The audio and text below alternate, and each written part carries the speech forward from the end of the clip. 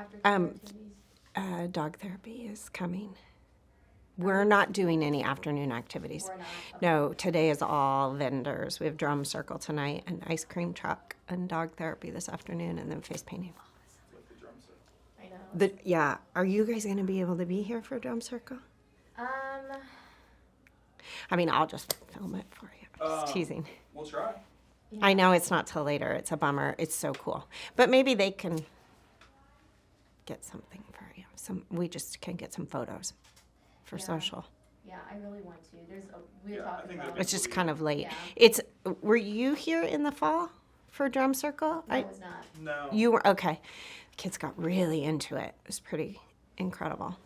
I have a mosquito bite literally on the top of my foot, and it is driving me crazy. So if you see me awkwardly, That's all right. It'll make me. scratching my foot, it's fine. It's It'll a just mosquito distract me from the idea I have no mascara on.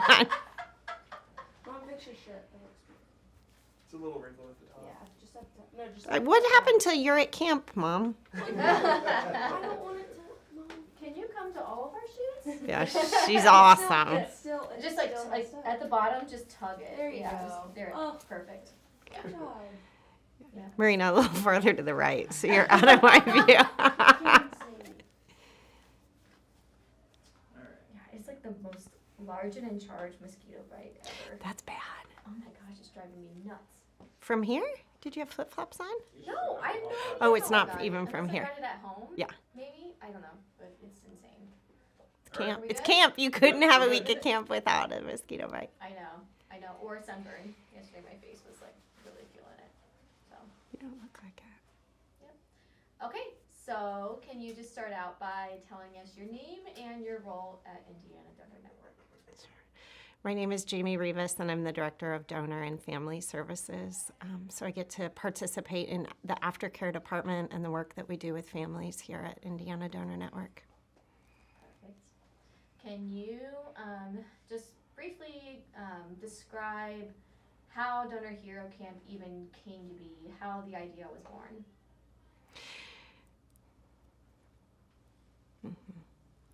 Or why was it important Yeah. that we create this program? I think in aftercare, we're always looking at how do we expand those moments that we have with families to be able to support them and support what they've done during the donation process. And as we look at bigger and better ways to serve families, this idea of Donor Camp just came from this opportunity to dive into serving children. And in creating a children's journey, we had to look at how do we weave ourselves into children's lives, not just in the short-term hospital stays and death and dying process, but really in the long-term grief that children are going to experience. In partnering with Donor Hero Camp, the idea really came from a model of camping that's used to support specialty programs. And that model exists. It's just nothing that we've seen the OPO community dive into. So we were excited for the idea really just to build around bringing children together. How could we bring kids together in an environment where they were free from stress and free from any other obligations and just able to start building friendships around something that they had in common? Donor Hero Camp to me is just Indiana Donor Network at its best. It's this ability to find a spot in a family's life that they really need us. And I think that's working with their children. When a donor dies, a child is so often left out of that process. And we have to find ways to show families that we can open ourselves in our aftercare program to include children, whether that means standing side by side with them as that child tries to say goodbyes, whether it means standing side by side with a child as they say their final goodbyes, or whether it means following that child and inviting them to camp and inviting them to explore something that may be brand new to them. We have kids at camp here who are fresh in their grief and have just said goodbye maybe a week or a month ago. And we have kids here who really understand donation because their family has dealt with grief for a longer time. And that child may be really invested in understanding who their donor hero was and how donation has changed their family. But when you put all those kids together, you have the chance to help kids learn and grow and really take back home hope and healing that we're teaching them here, that they're learning with friendships and new experiences. Can you talk about, I feel like you just totally nailed that, so let's just like take a moment to like praise. And I only started over once, right? I mean, that was a classic. Jamie did not start over. If we could just always do that going forward. Gosh, awesome. Sorry. Can you bring it back to? Can I do one more piece again? Yeah, Talk about why sure. camp works. Yeah. Okay. Sorry. And then hold that thought. Mm-hmm. In the world of social services and therapeutic services and grief services, camp exists. It exists as a model of bringing children together in a safe space. And when I looked in the community and saw that other specialty programs are providing camp to children, not only as a support group for children, but as a play area for children where they can really explore themselves. I realized we weren't in that space, and it was something we were just missing. So for us, it was a natural place for aftercare to grow, to not just bring kids together with their parents, but to be able to create a place that's just for kids, where parents could let go and feel safe and hand their children over to us and trust us with that experience, but also a place that would feel familiar to kids. It's not scary to go to camp. It's a little bit scary to say goodbye to your parents, but ultimately you know you're going to have fun, which is why grief work and having fun at camp go hand in hand. Can you talk about what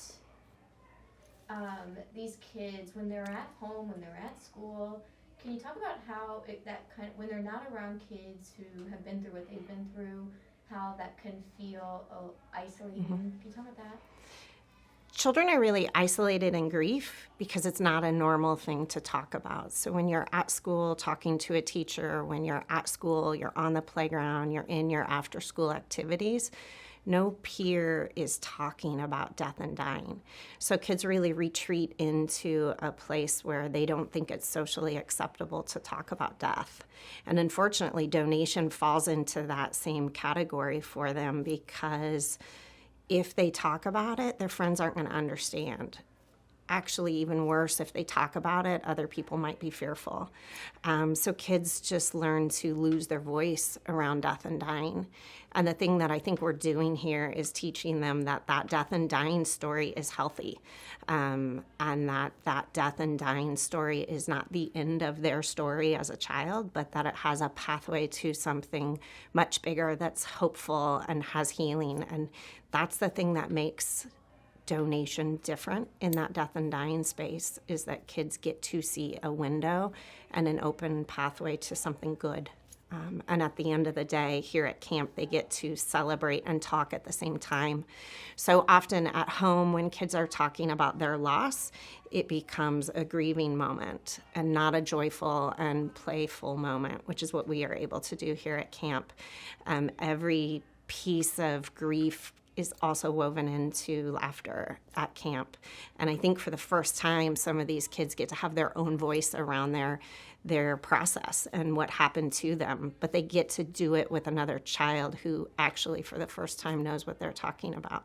And we see that here. We see kids asking each other about who died in your life, who were they to you, how do you know about donation, what organs did your mom or dad give. And I think they've never had that. They've never had somebody whose face lights up when they talk about their death experience, and that's important.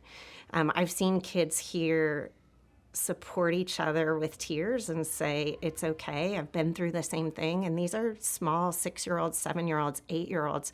They've never had that happen on the playground or in an environment.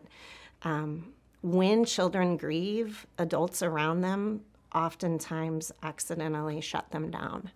And that's because we have a hard time watching a child grieve. We have a hard time watching a child cry. So our support sometimes accidentally shuts down what they're experiencing. And instead here at camp, we just get to experience it all week long. So can you go into more detail about that? So what have you seen? We're, day 3, What have you seen unfold with these kids so far?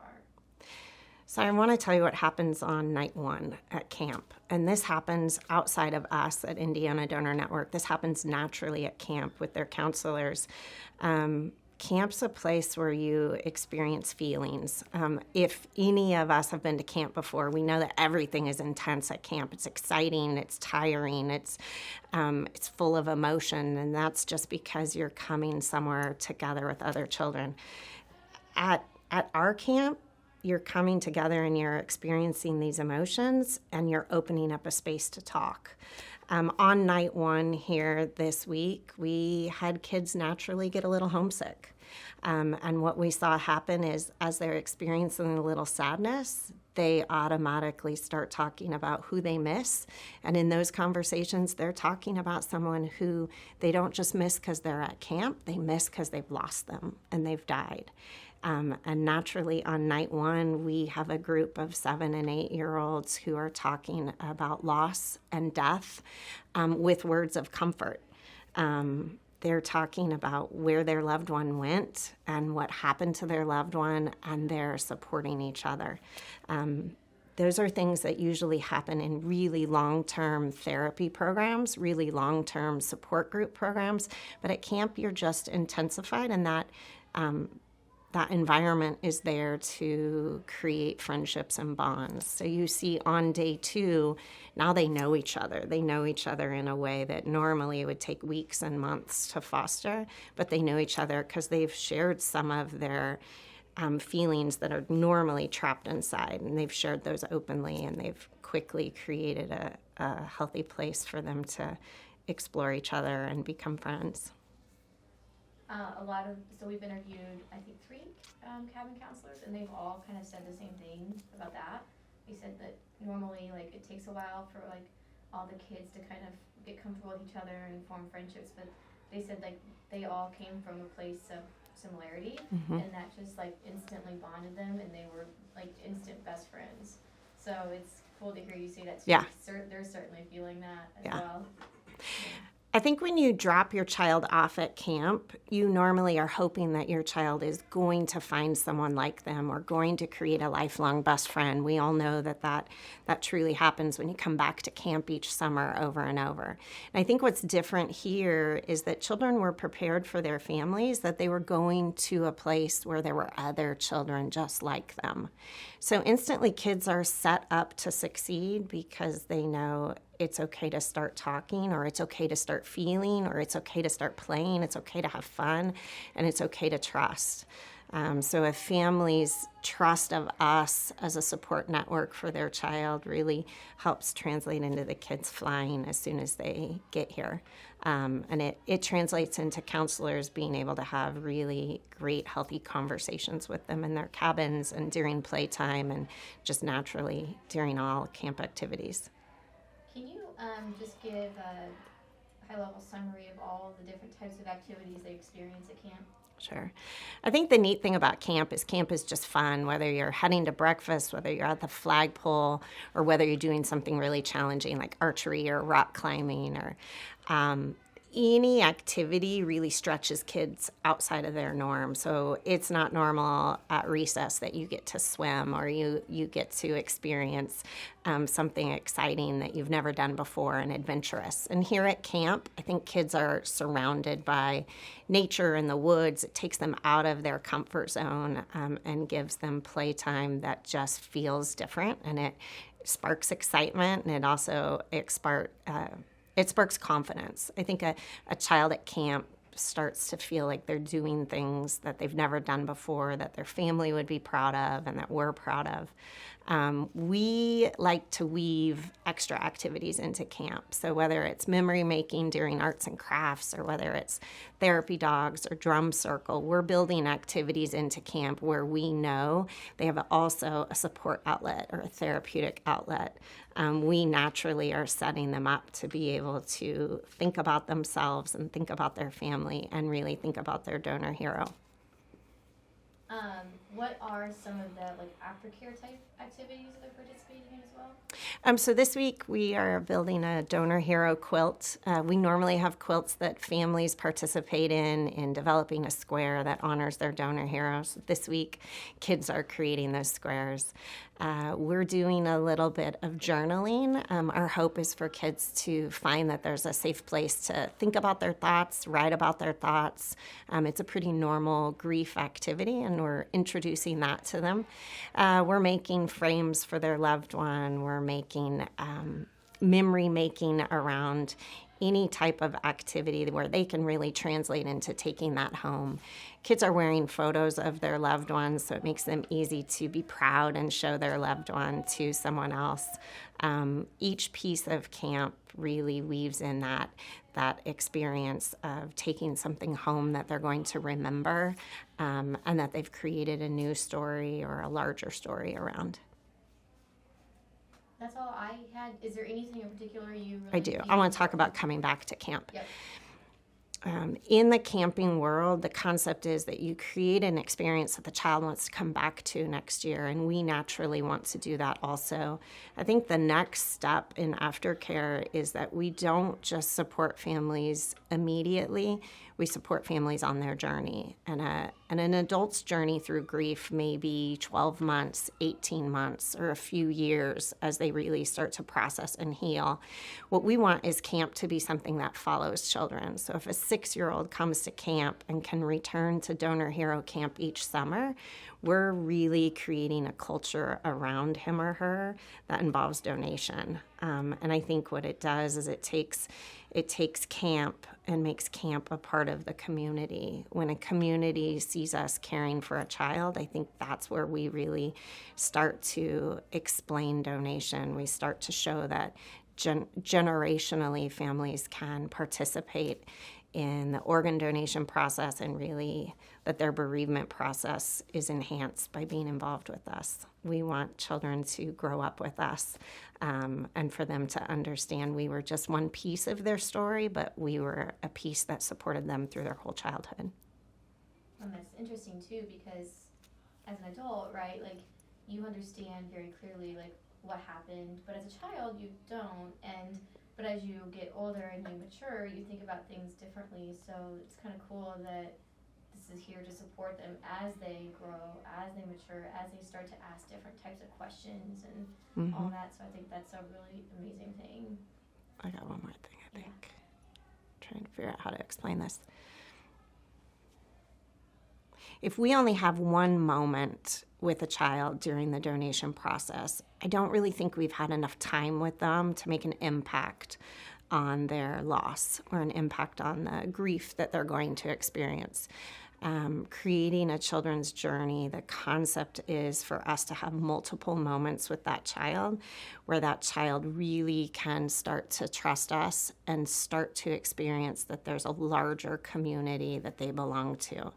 And I think only through an experience like camp, where you are developing a concept of who we are with them, it starts to make sense. At camp, you touch things, you feel things, you experience big emotions, and you're going to bond to that experience. So it's meant to be something that's repetitive for them throughout their childhood. It's also meant for families who may have a larger network around that donor. We want to see siblings and cousins really understand donation and have an experience with that healing. So camp really is just not about immediate family. It's about the entire family and supporting the children in that family.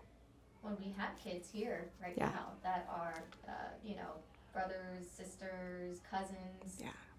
What have you seen so far this week with that? I think we already see camp working. We had camp in the fall, and now we're able to have camp in the summer. And when kids arrived for camp this summer, you heard kids asking for their staff. They understood the experience, and they were looking for that experience to happen again. And now this summer, we have cousins, 2 different donation experiences, and that family now knows this is a safe place for their children to come. And we have families coming and stories building generationally around camp and around what Indiana Donor Network is trying to offer to them. That's all I had. Is there anything else you want to mention? I'm good. Okay. Am I good? I I'm think good. you No just nailed mascara is the trick. Okay. that. You just nailed that. Okay, Maybe good. it's yoga